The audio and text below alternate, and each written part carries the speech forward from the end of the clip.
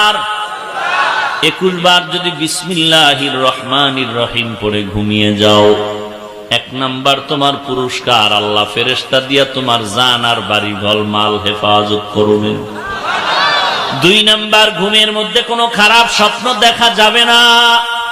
3 number, এক সময় রাসূলের সাথে মোলাকাত হয়ে যাবে। বিসমিল্লাহ কি পারো না রে মুসলমান? যদি বলো তাও পারি না, কচু গাছের সাথে গলায় রশি লাগায় মর। ওরে মুসলমান, বিসমিল্লাহর আমলটাও যদি বলো পারি না, লজ্জার কি আছে, বলার আর কিছুই নাই। বড় দুঃখ পরিতাপ।